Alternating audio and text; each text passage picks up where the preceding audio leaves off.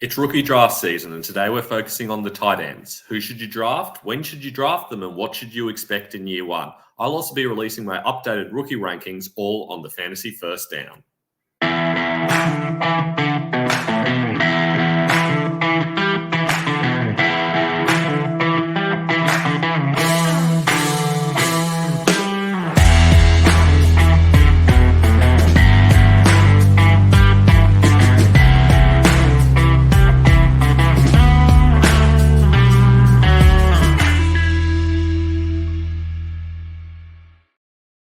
Welcome to the Fantasy First Down. I'm Ben Wasley. If you haven't already, make sure you like and subscribe on YouTube. If you're on Instagram, make sure you check us out at the Fantasy First Down. And on Twitter, you can find us at Fantasy First Down with no O. Today, we're talking about tight ends as we wrap up our series, looking back at the NFL draft and what impact the rookies are likely to have in fantasy this year.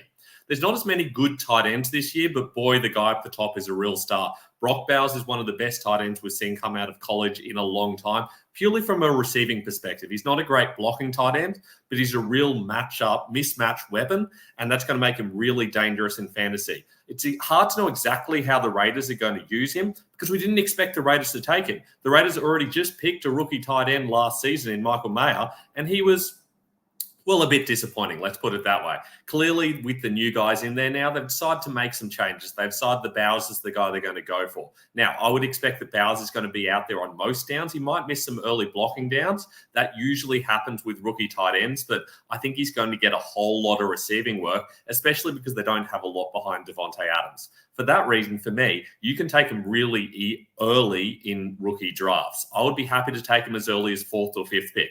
I think behind the top 3 wide receivers in Harrison, Neighbors, and Adunze, you're probably taking Brock Bowers in that region, potentially after Caleb Williams, depending on your needs. And you can also consider Jonathan Brooks if you're absolutely desperate for a running back. But for me, I would definitely consider him around that 4th, 5th, 6th pick region. Anywhere after that, and I'm literally trading up to get him. I think he's going to be that good. We're talking about a guy who could be a stud tight end for many years to come because he's essentially a wide receiver with a tight end designation. So that's fantastic for fantasy. Now, there's not a lot behind him, but there are still some options. Ben Sinnott was the next guy off the board, and I mean, he's a good player. He's solid. A lot of people have comped into Sam Laporta. I think that's being very generous. He may be the same style of player, but he's not as good a player. He's also not going into that same quality of offense. We don't know exactly what to expect from Washington. We know that in the previous years, we expected Eric Bieniemy to run a similar offense to the Chiefs. We expected them to run their tight end as being a featured player. And unfortunately, that didn't really work out, partially because they had Logan Thomas, who just wasn't good enough, and partially because the whole offense kind of stunk recently. Now, they brought in Dan Quinn. They brought in Cliff Kingsbury. How is he going to use his tight ends? Well, we don't exactly know. Cliff Kingsbury has been a little bit, I don't know.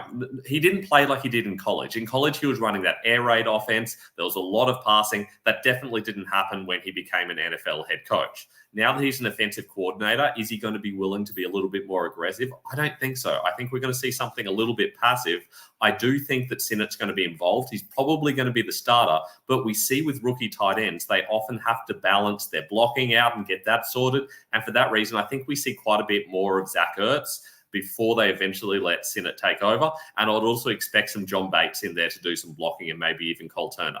For that reason, Sinnott's a real risk in fantasy this year, but for Dynasty, he's still a really good option. I'd start considering him very late in the 2nd round, probably into the 3rd round. I think there's a little bit less upside with it than with a day 3 guy I'm going to talk about, but he's solid. He's got good acceleration, good burst. His speed's okay. He is a solid blocker, but he's not a great pass catcher. He has some issues with drops, so I'm a little bit concerned about how that will translate into the NFL. I think he could be a solid player. I doubt he's going to be an absolute superstar, but the comps to Sam Laporta aren't entirely far off in the style of player he is. He's got that similar build, that similar style of play, so I can imagine situations where he goes quite well. I just wouldn't be drafting him expecting that. I think that's probably a low probability option. Now, the 3rd guy off the board in the first couple of days was Tip Ryman, and this was a weird pick. I don't understand what the Cardinals were doing here. It just feels like they had so many picks available that they just decided they were going to spend one on a tight end no matter what happened. And they decided Ryman was the one guy they wanted to go with.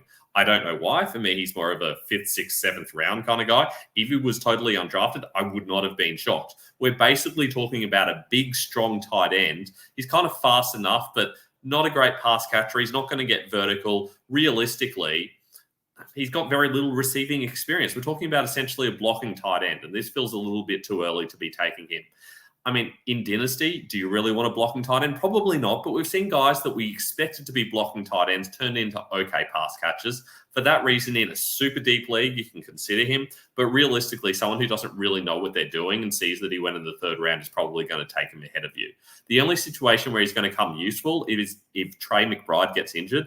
And even then, I think it's probably going to be a committee situation. And I expect he's not going to get used very much. So I don't particularly want him for Dynasty, and I suggest you probably don't either.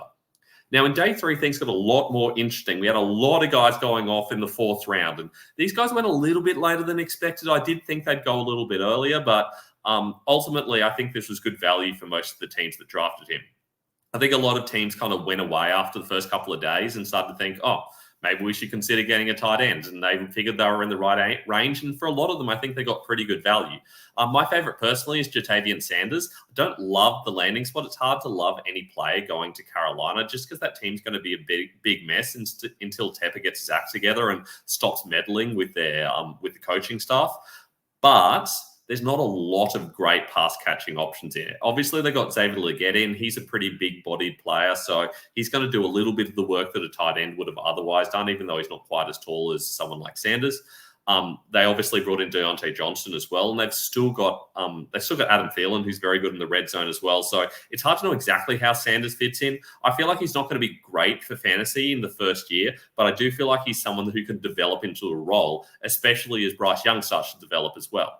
He's someone who can be a bit of a release option for him. He's a great route runner. He's really athletic, a lot more athletic than someone like a Ben Sinnott. He's not at the Brock Bowers stage, but he's probably the next most athletic tight end for me. Makes a lot of spectacular catches, really good in the red zone, good after the catch, really good hands. His biggest issue is probably going to be his blocking, and that's not really a shock for a rookie tight end. We expect them to struggle with blocking. They've got Ian Thomas to do that, and it wouldn't surprise me if they use Thomas a lot on the early downs.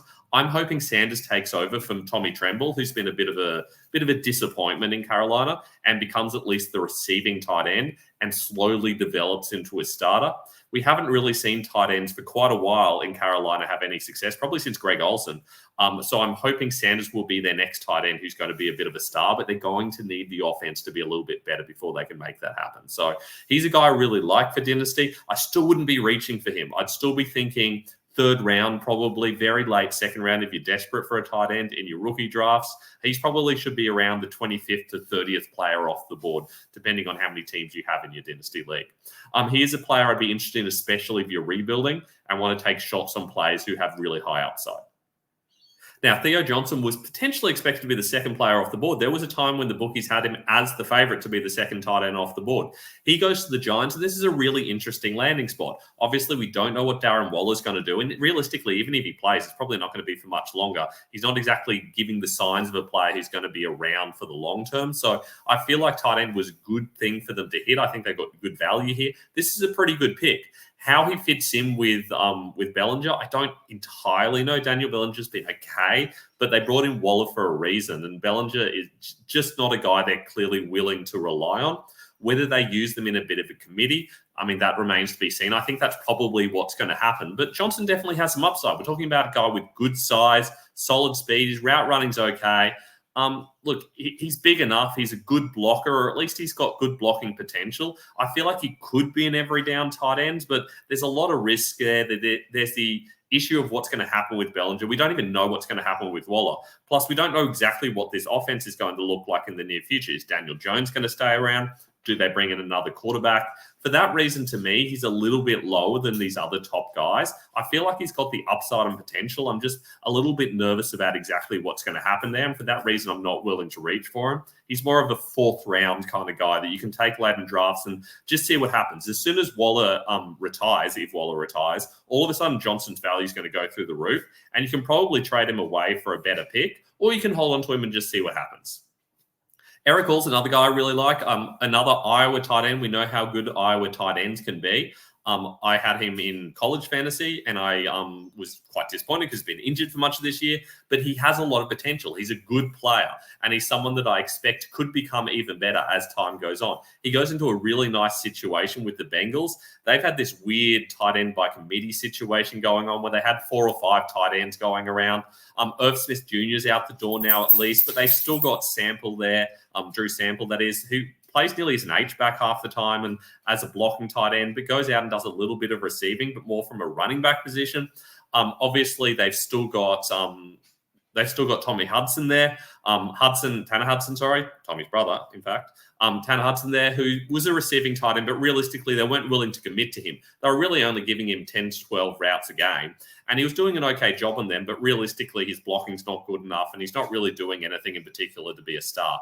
They brought in Mike Gesicki, who I expect will take on that role, but I feel like Eric Hall's the only guy there that could realistically be an every down tight end. We know Gesicki's really struggled with the blocking side of things, and he hasn't exactly been a star as a receiver, so if all can get things together, he could become the number one option among the tight end group. And we know with Tyler Boyd out the door, we don't really know how Jermaine Burton's going to go there. He's their third guy at the moment, but he has a lot of character concerns, a lot of upside, but also a really low floor. And we don't even know if T. Higgins is going to hang around. So there's a lot of reasons to like the idea of having a Cincinnati tight end. The fact that they've taken 2 as well should suggest to you that they're looking for something more. Then they're not just bringing these guys in because they just wanted to bring one more guy in, that they realistically want to totally redo their tight end room.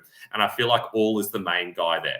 The upside with All, he's a really good blocker, but he's also a good receiver. He's got good speed. He's got good hands. He's a solid athlete. He's very versatile. It's good after the catch. There's a lot of things he can do well. I feel like he's just going to be a really solid option. He's got to stay healthy, and he's going to have to learn the offense and get things together. So I wouldn't expect much from him in year 1. I certainly wouldn't be drafting him in fantasy, redraft fantasy, that is. But as a rookie, I really like the idea of taking him early to mid 4th round and just taking a shot on him and seeing what happens. He goes behind Bowers, obviously, Sanders, and Sinnott as well for me. Although he's not that far off Sinnott, it's just the fact he was drafted a couple of rounds later means there's a lot more risk with that. Now, there's significantly more risk with AJ Barner, who I see as more of a blocking tight end. I think he's probably going in and replacing Will Disley, while I obviously had Colby Parkinson go out the door as well. And I feel that's more of a Pharaoh Brown situation. He's going to replace him. I feel like Barner's going to be mainly the blocking tight end. He'll do a little bit of receiving, but realistically, this is a committee in Seattle. It has been for a couple of seasons. Noah Fant may be the right main guy, but realistically, these guys are all going to get out there and out and about at times. Realistically, Barner, he's a very good blocker. He's got good size and length. He could turn into an okay receiving option, but his routes are pretty average. His speed's okay. He's strong, but that's primarily useful as a blocker. I don't really know that he's going to be particularly good at contested catches. They might use him a little bit in the red zone, but I don't think his hands are good enough, and I don't think he's going to get good enough separation. So I'm a little bit concerned about him. I wouldn't be taking him in any of my dynasty leagues at all. I'm also a little bit concerned about Cade Stover. There's a lot of people who really like him, and I don't personally see him. Firstly, it's not a very good landing spot. They already have Dalton Schultz. Just give him a heap of money. He's clearly the top guy.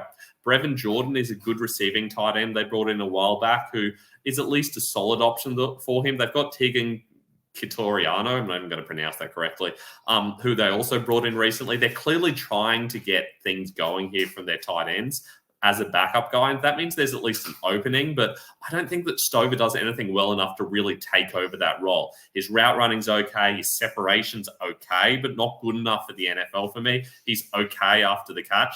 I just don't know what he's really going to offer. He's not a great blocker. He's pretty lazy at times. He takes snaps off. I can't see this really working. He's going to need to make some changes and really improve to be useful for fantasy. He's not a guy I'm interested in either. On the other hand, I am interested in Jared Wiley. Admittedly, Travis Kelce re-signing does put a bit of a damper on this, and we know they do like Noah Gray quite a bit, but realistically, I think Wiley could be a guy that they do develop into a Travis Kelce replacement. He's not quite the same type of guy. He's very quick for a tight end. He's good after the catch, has good hands. I don't think he's going to do much in line, and that's a bit of an issue. But as a receiving tight end, I think he's going to be solid. He's an okay blocker, so you can at least have him down out there on running downs and get him to run routes, but you can also audible into a situation where he's going to block. So at least he's versatile enough to do that rather than a guy you can only use on passing downs. So I feel like he's a guy who could become an every down tight end. It's just Travis Kelce isn't going anywhere for the next couple of seasons. Noah Gray is potentially the next guy that they have on the board. So it's really hard to know what to expect from these guys. But I feel like Wiley's a guy you can take a shot on very late in the 4th round, potentially into the 5th round if your rookie drafts go quite deep. And you can just stash him on the bench and see what happens in the next season or two. If he becomes their second option, then all of a sudden he's going to become very valuable. I personally think probably when Kelsey's gone, they'll just draft another guy. So I wouldn't be going out of my way to try to have the whole Chiefs tight end room. I simply think this is a guy you could potentially take a shot on for pretty cheap and just see what happens. I wouldn't be expecting much from Irv Smith, who's gone there, for example. I'd be focusing on the younger guys. I think they're going to try to develop someone in. Speaking developing players, Tanner McLaughlin goes to the Bengals. He's not going to do much in his first year, realistically. He's a pretty average blocker. He needs to work on that. He's an okay catcher. He's pretty limited in general, but he at least has a little bit of upside. I think he needs to develop. For that reason, they sit him behind all the guys they've got at the moment and just see what happens. I think he's fine for a 6th round pick. This is a logical choice for them, but he's not someone you're going to get much out of in his first season or potentially at all, but he is someone that you can take in very deep fantasy leagues, knowing there's at least a little bit upside in the fact that there's no clear number one in this tight end depth chart. Someone I do like and I do think is worth taking a shot on is Jaheim Bell. Now, Bell's a player that I had going a little bit earlier. I thought there was the potential that he could be the 3rd tight end or 4th tight end off the board, but he fell all the way to the 7th round, and I think that's really good news. Realistically, he's pretty small. So we're talking about a guy who's a receiving tight end, good route runner, good after the catch, good quickness. He's explosive off the line, but he's not a great blocker, and he doesn't really have the size to be an inline blocker. For that reason, they're literally bringing him in as a receiving option. If they decide to use him as a receiving option, that's fantastic. I think they probably just use him on special teams realistically. But we know that Hunter Henry's not getting any younger. They need to develop another guy who can eventually take over for him. They're going to have to start rebuilding at some stage properly instead of relying on their veterans. It's good to have a veteran in there, but they've already got Austin Hooper. Wouldn't surprise me if Henry's gone within a year or two and they need someone to take over. Maybe it's Bell. He at least has the potential to be the receiving option. I wouldn't reach for him. I wouldn't go out of my way to get him. He's more of a 5th round kind of guy if you go to 5 rounds, or someone you can at least just keep an eye on. But I think the landing spot's a little bit awkward. I think the draft capital should tell you something. I wouldn't be going out of my way to get Bell. Devin Culp's another guy I'm not going out of my way to get. We know that Kate Otten's the guy there. We're talking about a player who's very quick, who's pretty good after the catch. He's fine, but he's a pretty average blocker. He's pretty lazy. They're going to need to work on that. I don't see him being anything but a special teams guy if he can make the roster. These last few guys, it's an if they make the roster situation. Bell's the only one that I really particularly like or have any interest in. And that's all we have for tight ends. Obviously, tight ends pretty light in most drafts, and the same is the case here. It's really Brock Bowers, and then you can take a couple of later shots on some of the other guys. I'll be back within the next couple of days to talk about dynasty rankings. I'll be going through my full dynasty rankings and not just talking about rookies. We'll see where the rookies fit in and where you should be taking these guys in fantasy. So look out for that and make sure you like and subscribe on our YouTube channel if you haven't already. Just search The Fantasy First Down. Check us out on Instagram at The Fantasy First Down, where I post all of my rankings early as well. And you can then watch me chat about them here. I also answer all your questions on Instagram and on Twitter, where you can find us at Fantasy First Down with no O. Hope you enjoy the rest of your day. I'll see you next time.